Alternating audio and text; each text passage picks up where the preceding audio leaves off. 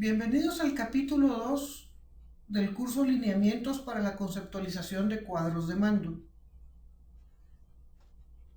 Esta lección trata sobre los retos para la representación de datos.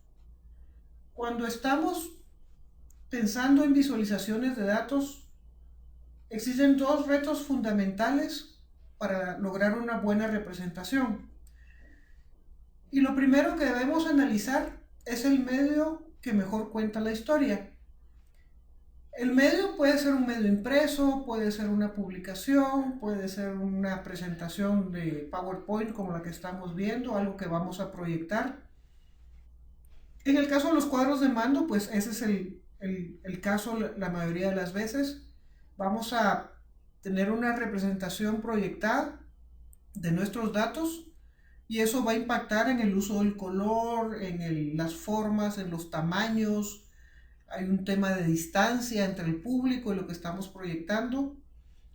Entonces todos esos factores deben ser tomados en cuenta. Y la otra condición fundamental es que debemos diseñar los componentes visuales que mejor nos ayuden a contar la historia de una manera clara. Y recordando un poco lo que veíamos en la lección 1 de los principios de Stephen Few, esa necesidad de claridad es fundamental porque lo que queremos es que los ojos trabajen y no la mente. Cuando pensamos en visualizaciones, lo primero que tenemos que pensar es, viendo nuestro set de datos, cuál es la mejor forma de que nuestro mensaje encaje con la visualización que estamos usando. Y por ejemplo, aquí vemos dos gráficas, una que nos presenta datos de ventas domésticas y otra que nos presenta datos de ventas internacionales. En el caso de las domésticas vemos que parece haber un crecimiento en las ventas, por lo menos a nivel de monto, y que las ventas internacionales parecieran también estar creciendo. Y eso podría ser cierto o no podría ser cierto. Con este tipo de gráfica incluso nos es difícil saber fácilmente cuáles representan nuestros mayores niveles de venta. Y entonces deberíamos buscar una segunda forma de visualización que nos ayudara a hacer esos elementos más evidentes. Y vemos aquí algo muy sencillo. Tenemos una serie de tiempo donde están representadas las ventas internacionales, que resulta que son más altas, y tenemos unas ventas domésticas que vienen en descenso. Acá arriba, como teníamos los datos en montos brutos, no era fácil darse cuenta que en realidad porcentualmente las ventas estaban bajando, algo que sí es evidente cuando vemos la línea de tiempo y la tendencia. Mientras que las domésticas parecía que iban creciendo, pero cuando las vemos porcentualmente vemos que básicamente en los últimos 4 años no ha habido una diferencia en el nivel de porcentaje de las ventas. Luego debemos pensar siempre en cómo favorecemos la claridad cuando estamos tratando de comunicar algo. Cuando vemos esta gráfica que nos aparece en pantalla, pues nos parece que es muy atractiva. Es una gráfica que tiene bonitos colores, formas interesantes, pero nuestro cerebro inmediatamente tiene que entrar a trabajar y tiene que empezar a ver, bueno, qué es lo que está representado. Acá abajo vemos cómo son 3 candidatos que han sido evaluados para un puesto y que han sido evaluados en 6 aspectos distintos. Y el punto central es como nuestro cero nos dice qué tan bien fue evaluado en un aspecto en particular. Por ejemplo, vemos que este tiene la calificación más alta en comunicación, pero inmediatamente el cerebro tiene que empezar a relacionar esta comunicación con esta figura, bajar aquí y tratar de identificar cuál de estos 3 es ese que estamos viendo acá. Y entonces nos preguntamos, ¿habrá una manera más fácil de ver esos datos sin que el cerebro tenga que entrar a trabajar tanto? Y resulta que lo que quizás menos habíamos pensado es lo más evidente. En este caso, tenemos la evaluación de un candidato y vemos sus aspectos de manera fácil e incluso podemos en esta tabla ver cuál es el porcentaje final de su calificación. Y vemos que tenemos uno que calificó como el más alto de todos, lo cual no era tan evidente en este donde teníamos que interpretar las formas. Por otro lado, si queremos ver quién calificó mejor en un aspecto, aquí vemos fácilmente que este candidato tiene la calificación más alta y vemos que este tiene una serie de calificaciones bajas que quizás no son tan evidentes al verlo en la gráfica del lado izquierdo. Y eso nos lleva a reflexionar que el uso de tablas no está prohibido en las visualizaciones. Es más, hay un contexto donde las tablas tienen su lugar, son útiles y comunican fácilmente datos que quizás en una representación de una gráfica de aspectos geométricos, etcétera, como la que vimos anterior, o cualquier otro tipo de gráfica de barras, de líneas, etcétera, no es posible llegar a cierto nivel de detalle que en ciertos casos puede ser necesario. Nuevamente, el conjunto de datos que estamos analizando es el que nos va a ir dando los indicios de hacia dónde debemos apuntar cuando estamos definiendo un elemento de visualización. Y en una gráfica como la que teníamos acá, incluso en esta, quizás es difícil tener un valor preciso. Es difícil aquí saber si este es un 1, tal vez es un 2 o tal vez es un 3 o un 2,5. Esa precisión no es posible de la manera que sí es posible acá, donde podemos, por ejemplo, ver un dato,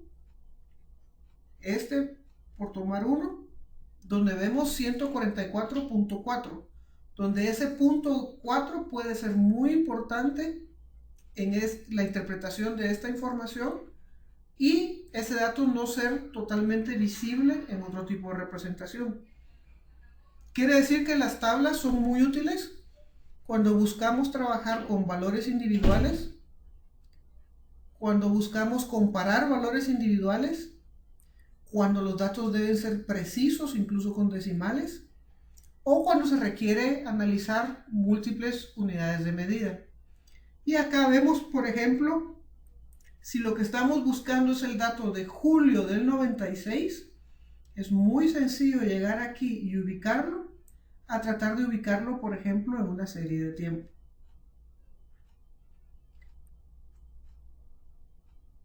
Otro aspecto importante en las visualizaciones es buscar cómo las gráficas muestran relaciones entre datos porque le dan una cierta forma a los datos. Cuando nosotros vemos acá estas dos series de tiempo, vemos que hay una forma a este conjunto de datos que no es evidente en una tabla como la que vimos anteriormente.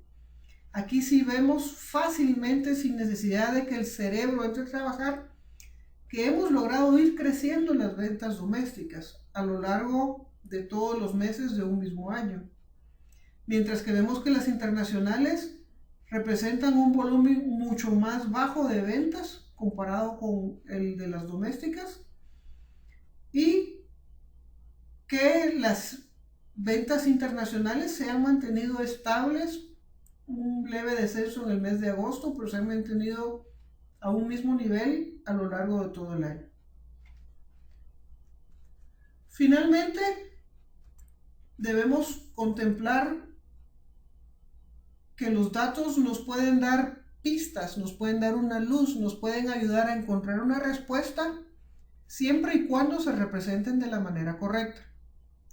En la gráfica que vemos aquí en pantalla ahorita, estamos evaluando el nivel de satisfacción con su trabajo de las personas en relación a su educación y salario.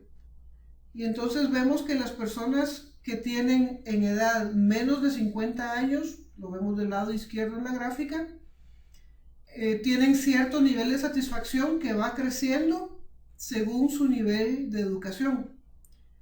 Mientras que del lado derecho tenemos a las personas de 50 años o más. Y entonces, para poder interpretar cuál es la relación entre edad, educación y nivel de satisfacción con el trabajo, nuevamente el cerebro tiene que empezar a hacer una serie de comparaciones y visualizaciones, y eso le representa más trabajo por un lado, pero más que todo corremos el riesgo que el cerebro no logre interpretar bien los elementos y no llegue entonces a la conclusión que queremos que llegue.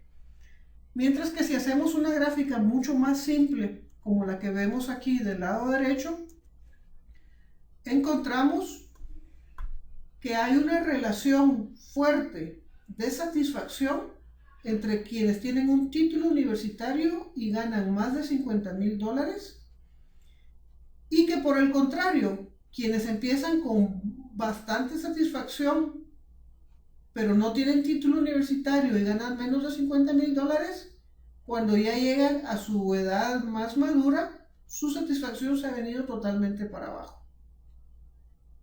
Esto, que es fácilmente evidente acá, requiere mucha interpretación de este lado. Y entonces lo que nosotros debemos favorecer en nuestras visualizaciones es esta simplicidad que nos permite que todos lleguen a la misma respuesta con la misma facilidad y con el mismo nivel de precisión. En síntesis, hemos visto entonces ahora la importancia de encajar la visualización con el mensaje que queremos comunicar. También que debemos buscar siempre favorecer la claridad para que no se den interpretaciones equivocadas de lo que los datos realmente representan. Algo que parecía quizás no evidente cuando hablamos de visualizaciones es que no debemos tener miedo a usar tablas. Lo que sí es cierto es que deben ser utilizadas en el contexto apropiado cuando se busca precisión ante todo. No debemos jamás buscar distorsionar la historia, porque si la cambiamos, si la distorsionamos, si la representamos de manera maliciosa o equivocada, la historia no llega y la decisión que se tome con esos datos no será la acertada. Y luego siempre buscar la mejor visualización para el set de datos que estamos buscando. Con esto concluimos la lección 2 y los esperamos en la lección 3 a continuación.